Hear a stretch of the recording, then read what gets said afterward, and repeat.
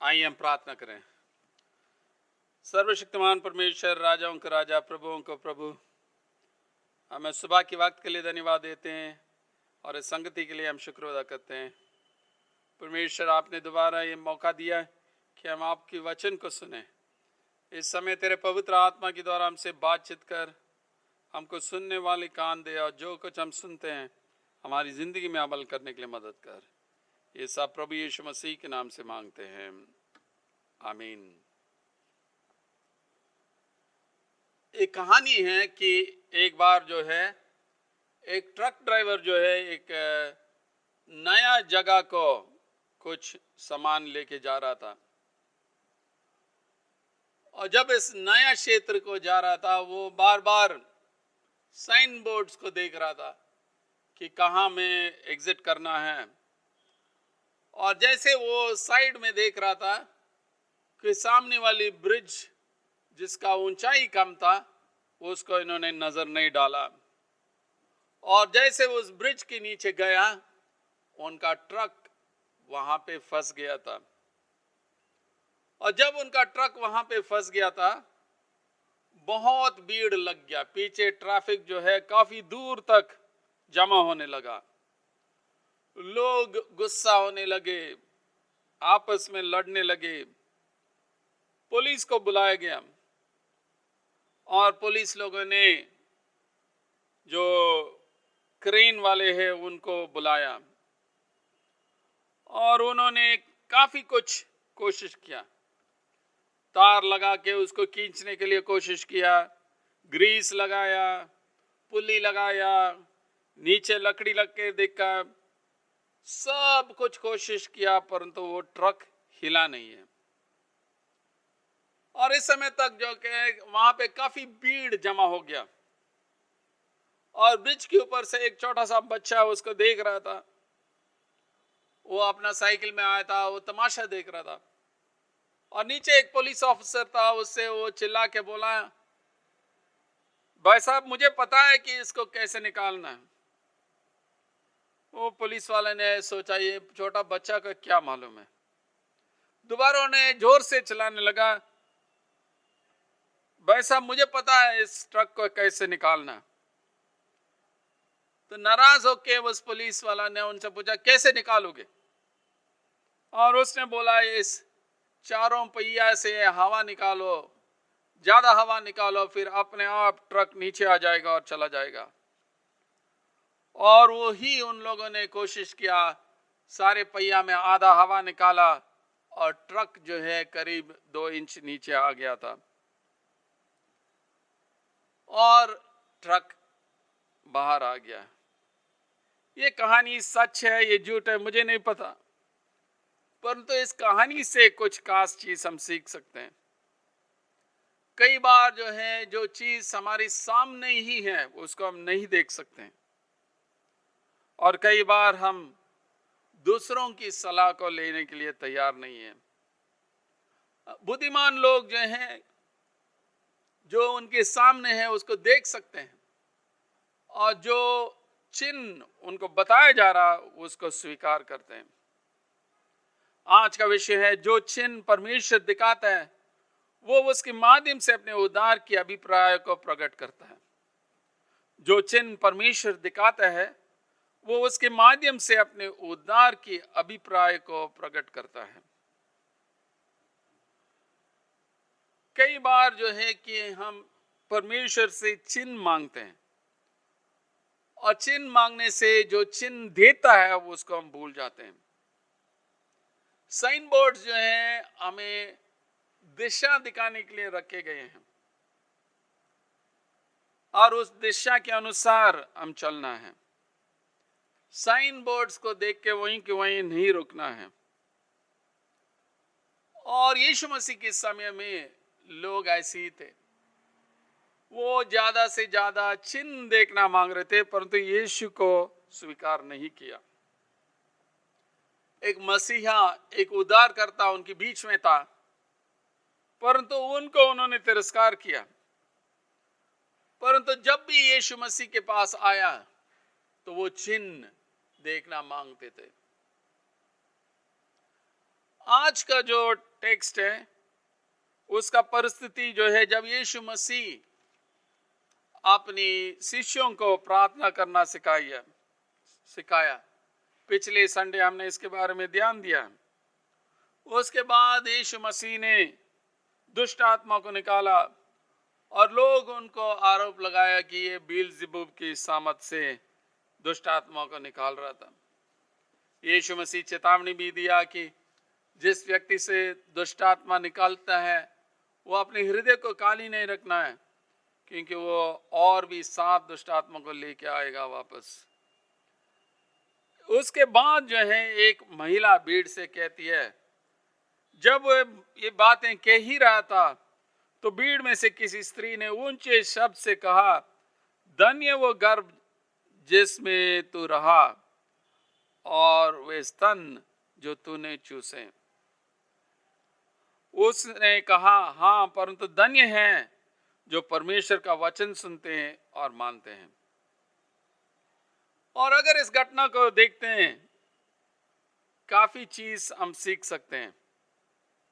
और यहाँ की भावनाएं जो है एक माँ की भावनाएं हैं। ये माँ सोच रही थी कि कितना जो इनकी माँ जो है, यीशु का माँ, कितना प्रिविलेज्ड है कि उन्होंने जो है इतना अच्छा बेटा पैदा किया है। लग रहा है जैसे कुछ ईर्ष्या है, इतना अच्छा बेटा उनको मिला है। इसलिए वो कहती है कि धन्य वो गर्भ जिसमें तू रहा और वे स्तन जो तूने चूसे। परंतु यीशु मसीह का जवाब कुछ और था। कहने लगा, ठीक है वो तो है, परंतु धन्य है वो जो परमेश्वर का वचन सुनते हैं और मानते हैं। धन्य है वो जो परमेश्वर के वचन को सुनते हैं और मानते हैं। इन यीशु मसीह का कहने का मतलब, जो हमारी शारीरिक रिश्ते हैं उससे ज्यादा महत्वपूर्ण रिश्ता यह है कि आज्ञा पालन। जब हम परमेश्वर के वचन को आज्ञा पालन करते हैं, वही सबसे खास बात है। अगर मत्ती 5 से 7 में पहाड़ी उपदेश जब यीशु मसीह चेलों को और भीड़ों को सिखाते हैं, अंत में एक कहानी बताते हैं, एक दृष्टांत बताते हैं और वहां पे आज्ञा पालन के बारे में बताते हैं। लिखा है कि जो कोई मेरी ये बातें सुनकर उन्हें मानता है वो उस बुद्धिमान मनुष्य की नाई ठहरेगा जिसने अपने घर चट्टान पर बनाया। यानी जो कुछ यीशु मसीह सिखाते हैं वो उसको स्वीकार करके उसके अनुसार जीवन बिताते हैं और आज्ञा पालन करते हैं, वो अपना घर चट्टान पर बनाता है। और अगर मैं बरसता है और बाढ़ें आती हैं, आंधियां चलती है, तो भी वो घर पक्का ठहरती है।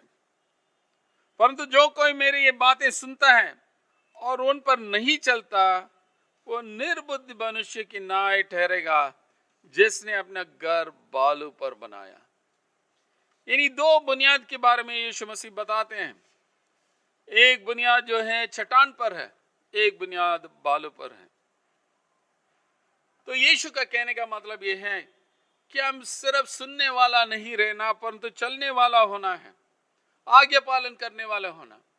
हर संडे हम सुनते हैं, परमेश्वर के वचन से सुनते हैं, माफी के बारे में सुनते हैं, एकता के बारे में सुनते हैं, भाईचारा के बारे में सुनते हैं, साथ मिलकर काम करने के बारे में सुनते हैं, परंतु उसके अनुसार नहीं चलते, क्योंकि हम परमेश्वर की वचन को आगे पालन नहीं करते हैं और हमारी घरों को बालू पर बना रहे हैं। कई बार जो है हम जानते हैं परमेश्वर हमारे जीवन से क्या चाहता है, फिर भी हम उल्लंघन करते हैं। परमेश्वर अपनी वचन हमें दिया है, वो हमारे लिए एक इंस्ट्रक्शन मैन्युअल है, सूचना पत्र है कैसे करना है, परंतु हम अपना खुद का इंस्ट्रक्शन मैन्युअल लिखते हैं क्योंकि हम सोचते हैं कि परमेश्वर से बेहतर हम जानते हैं। आगे हम देखते हैं 29 और 30 में, लूका 11, 29 और 30, जब बड़ी भीड़ इकट्ठी होती जाती थी तो वो कहने लगा कि इस युग के लोग बुरे हैं, वे चिन्ह ढूंढते हैं पर मनुष्य की चिन्ह को छोड़, अपन तो योना की चिन्ह की छोड़ कोई और चिन्ह उन्हें ना दिया जाएगा। जैसे योना निनिवे के लोगों के लिए चिन्ह ठहरा, वैसे ही मनुष्य का पुत्र भी इस युग के लोगों के लिए ठहरेगा। योना नबी जो है, हम देखते हैं कि निनिवे लोगों को प्रचार किया, और लूका में स्पष्ट रूप से नहीं दिया गया कि यीशु मसीह अपने आप को योना नबी को क्यों तुलता है। मत्ती की इंजील 12, 28 से 30 में इसको विस्तारित रूप से दिया गया है। इस पर कितने शास्त्रियों और फरीसियों ने उससे कहा, हे गुरु, हम तुझसे एक चिन्ह देखना चाहते हैं।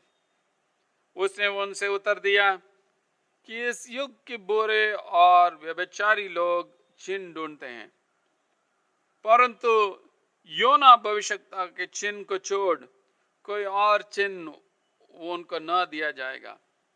योना तीन रात और दिन जल जंतु के पेट में रहा, वैसे ही मनुष्य का पुत्र 3 रात दिन पृथ्वी के भीतर रहेगा।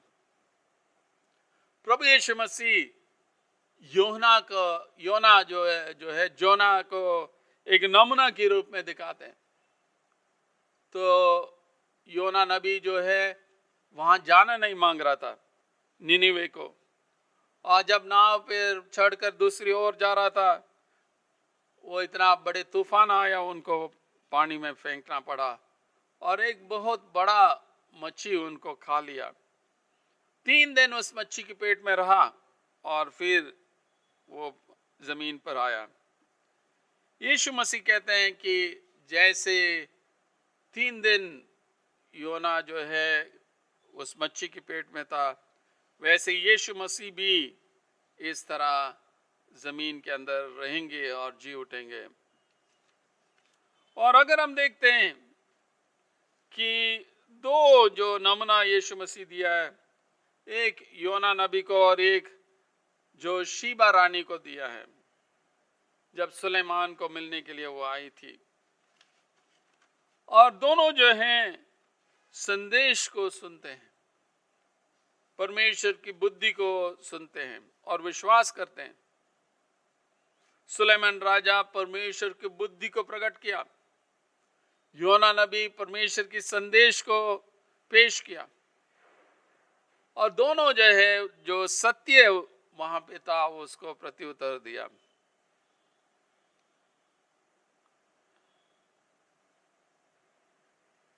अगर योना नबी के जीवन में देखते हैं और मनुष्य के पुत्र के जीवन में देखते हैं, काफी पैरेलल्स हम देख सकते हैं। 3 दिन के बाद वो जमीन पे आया, यीशु मसीह भी 3 दिन के बाद जी उठा है। यीशु मसीह अपनी खुद का मृत्यु और पुनरुत्थान के बारे में बात करते हैं। तो चुनौती हमारे सामने है, क्या हम विश्वास करते हैं या हम तिरस्कार करते हैं, या इस बुरी पीढ़ों की तरह है कि हम परमेश्वर के वचन को स्वीकार नहीं करते हैं और बार बार चिन्ह मांगते रहते हैं। परमेश्वर के वचन हमारे लिए उनका उद्धार का मकसद है, परंतु हम उसको तिरस्कार कर सकते हैं, हम चिन्ह के लिए ढूंढते रह सकते हैं। यीशु मसीह 2 नमूने दिए हमारे लिए। दक्षिण की रानी न्याय के दिन इस समय के मनुष्यों के साथ उठकर उन्हें दोषी ठहराएगी, क्योंकि वह सुलेमान का ज्ञान सुनने को पृथ्वी की चौर से आई, और देखो यहाँ वो है जो सुलेमान से भी बड़ा है।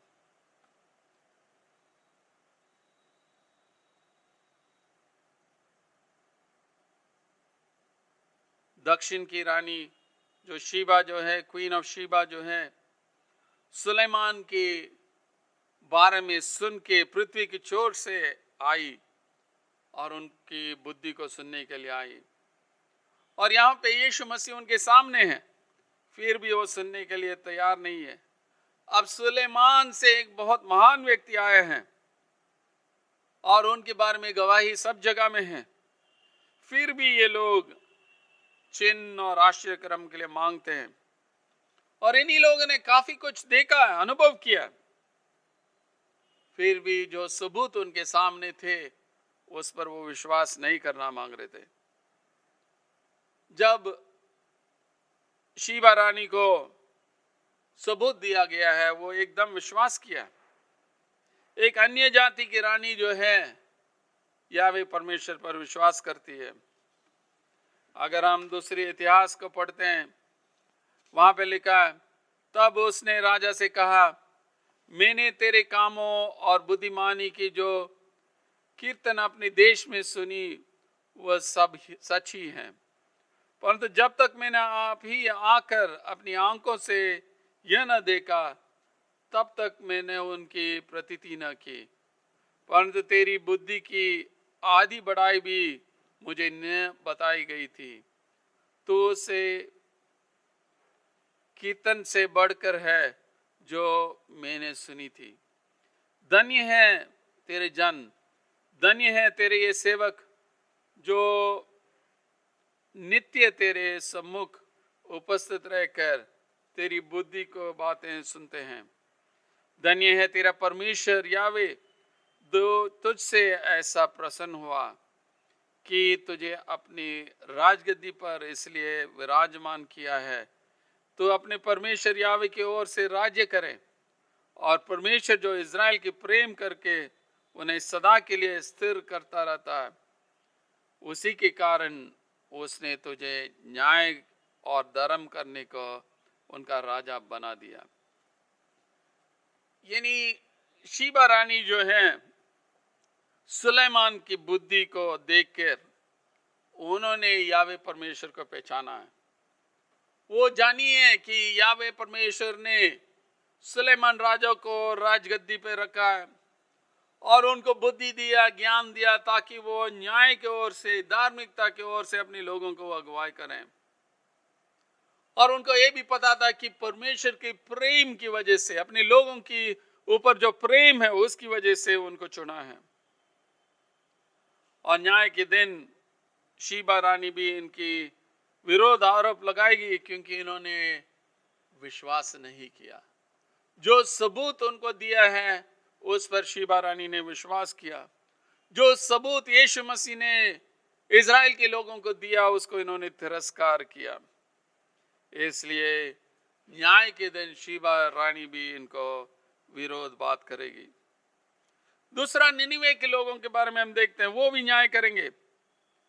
निनिवे के लोग न्याय के दिन इस समय के लोगों के साथ खड़े होकर उन्हें दोषी ठहराएंगे, क्योंकि उन्होंने मनुष्य का प्रचार सुनकर मन फिराया। उन्होंने योना के प्रचार सुनकर मन फिराया, और देखो यहाँ वो है जो योना नबी से भी बड़ा है। निनिवे लोगों को देखिए, योना नबी जाके प्रचार किया कि 40 दिन में जो है कि लोग नाश हो जाएंगे, और लोग मन फिराया। लिखा है कि और योना ने नगर में प्रवेश करके एक दिन की यात्रा पूरी की, और ये प्रचार करता गया। जब वे 40 दिन की बीतने पर निनिवे उलट दिया जाएगा, तब निनिवे के मनुष्यों ने परमेश्वर के वचन की प्रतीति की और उपवास का प्रचार किया, और बड़े से लेकर छोटे तक सबों ने ठाट ओढ़ा। तब ये समाचार निनिवे के राजा के कान में पहुंचा, और उसने सिंहासन पर से उठ अपना राजकीय ओढ़ना उतार कर टाट ओढ़ लिया और राख पर बैठ गया, और राजा के प्रधानों से संपत्ति लेकर निनिवे के इस आज्ञा का डिंडोरा पिटाया कि क्या मनुष्य, क्या गाय बैल, क्या भेड़ बकरी या और पशु कोई कुछ ना खाएं, वह ना खाएं और ना पानी पिएं, और मनुष्य और पशु दोनों टाट ओढ़ें, और वे परमेश्वर की दोहाई चिल्ला चिल्ला कर दें और अपने कुमार्ग से फिरें और उस उपद्रव से जो वे करते हैं पश्चाताप करें। संभव है परमेश्वर दया करें और अपनी इच्छा बदल दें और उसका भड़का हुआ क्रोध शांत हो जाएं और हम नाश होने से बच जाएं। जब परमेश्वर ने उनकी कामों को देखा कि वह कुमार्ग से फिर रहे हैं, तो परमेश्वर ने अपनी इच्छा बदल दी और उनकी जी हानि करने से टानी थी, उनको उसको न किया। निनिवे के लोगों के बारे में हम देखते हैं, जब योना नबी के द्वारा परमेश्वर की संदेश को सुनते हैं कि दंड आने वाले हैं, तो उन्होंने मन फिराया। बड़े से लेकर राजा से लेकर छोटे तक सब जो है सैकक्लॉथ पहनकर राख डालकर मन फिराया, और यहाँ पे जानवर को भी उन्होंने साथ लेके कर रहे थे। तो चुनौती हमारे सामने है, क्या ये सुसमाचार का हमारा प्रत्युत्तर क्या है?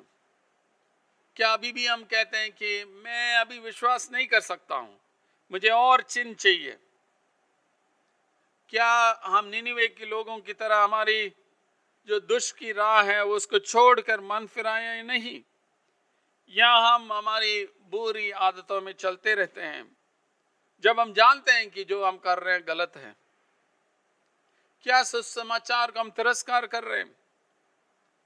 दूसरी धर्म के लोग यीशु को ग्रहण कर रहे हैं और परमेश्वर के राज्य में प्रवेश कर रहे हैं, परंतु हम ही लोग जिनका सारे मौका मिला सुसमाचार को तिरस्कार कर रहे हैं। अन्य जाति के लोग दूर दूर से आके परमेश्वर के सत्य को सुनना चाहते हैं, जैसे शीबा रानी दूर से आई है, परंतु हमारे लिए सुसमाचार हमारे सामने है, बाइबल हमारे पास दिया गया है, परंतु क्या हमने यीशु पर विश्वास किया? क्या उस रिश्ता को हमने निभाया या नहीं निभाया? यीशु मसीह जो है परमेश्वर, जो चिन्ह परमेश्वर दिखाते हैं, वो उसके माध्यम से अपने उद्धार की अभिप्राय को प्रकट करता है। और सबसे बड़ा चिन्ह जो यीशु मसीह हमने दिया है वो उनका खुद का जीवन और मृत्यु और पुनरुत्थान है। हम विश्वास करें, मन फिराएं और वो अनंत जीवन प्राप्त करें। खुदा आप सबको आशीष दें, आमीन। आइए हम प्रार्थना करें। सर्वशक्तिमान परमेश्वर, आपके वचन के लिए धन्यवाद देते हैं, आप इस संगति के लिए धन्यवाद देते हैं। परमेश्वर हमें मदद कर कि हम सिर्फ चिन्ह मांगते रहते हैं परंतु हम विश्वास नहीं करते। हमें माफ़ कर और हमें बुद्धि और समझ और ज्ञान दे ताकि हम आप पर विश्वास करें और आपकी पद चिन्हों में हम चलें। तेरे पवित्र आत्मा के द्वारा हमें सामर्थ दे ताकि हमारी जो भी गंदी आदतें हैं उसको छोड़ें, जो भी पाप हमारे जीवन में है उसको छोड़ें और परमेश्वर मन फिराएं और आपके संग संग चलें। ये सब प्रभु यीशु मसीह के नाम से मांगते हैं, आमीन।